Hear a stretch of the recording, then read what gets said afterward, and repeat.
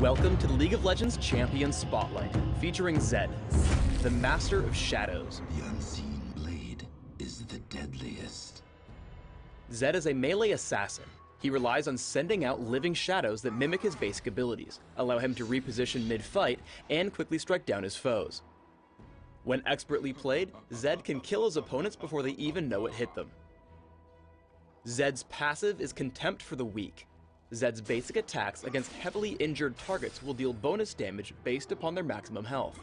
While this passive has no cooldown, it can only strike an individual target once every few seconds. Razor Shuriken fires out from Zed and any of his shadows, damaging every enemy they pass through, but dealing reduced damage to enemies beyond the first. Enemies can be hit by multiple Razor Shurikens and will take damage from each one, but the extra hits won't deal as much damage as the first. When laning, I recommend taking Razor Shuriken at level 1 and maxing it first for consistent ranged damage output. If jungling, grab it at level 2 and max it by level 13. Living Shadow remains in place for a few seconds, mimicking all of Zed's abilities. Hitting an opponent with both a regular and mimicked ability will refund some energy back to Zed. Zed may also reactivate Living Shadow to swap places with it. Additionally, Living Shadow passively grants Zed bonus attack damage. I recommend grabbing a point in Living Shadow early, but maxing it last in favor of Zed's damaging abilities. Shadow Slash damages nearby enemies and reduces Living Shadow's cooldown for each enemy hit. Enemies hit by a mimicked Shadow Slash will be slowed. The slow is increased if the enemy is hit by Zed's Shadow Slash as well. When jungling, I recommend taking Shadow Slash at level 1 and maxing it immediately. In lane, try taking it at level 2 or 3 and maxing it by level 13. Death Mark is Zed's ultimate.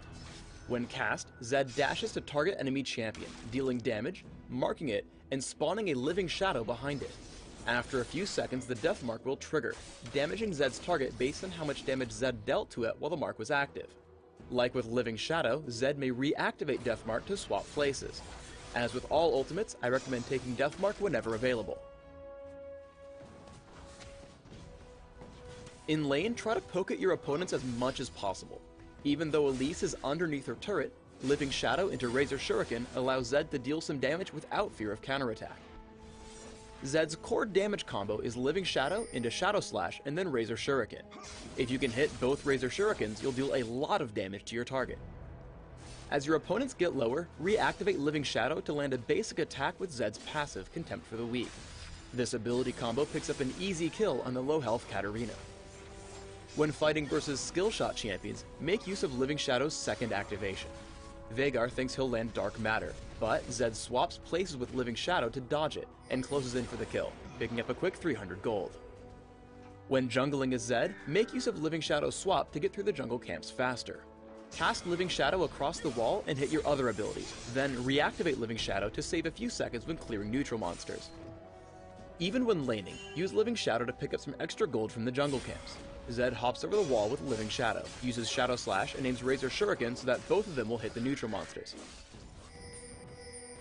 Living Shadow can help Zed escape ganks. As Taric and Jarvan come to gank, a double activation of Living Shadow gets Zed to safety. Now, Shadow Slash will slow Taric, allowing Zed some easy damage with Razor Shuriken. Living Shadow can also be used to close the distance with Zed's opponents. A double activation puts Zed in range for Death Mark. Hitting all his abilities, Zed is able to burst down Veigar almost immediately, picking up the kill and escaping back behind the turret. Always keep track of your Living Shadow's locations. Zed comes across and bursts down the opposing Master of Shadows almost immediately. However, Katarina comes in to avenge her teammate. Zed simply waits for Shunpo and then swaps places with Living Shadow. Even with Flash, Katarina is unable to catch up and take Zed down.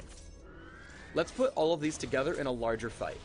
Zed sends out Living Shadow with an immediate Shadow Slash to slow the opponents chasing Lee Sin. However, Zed notices Ashe low on health near his Living Shadow.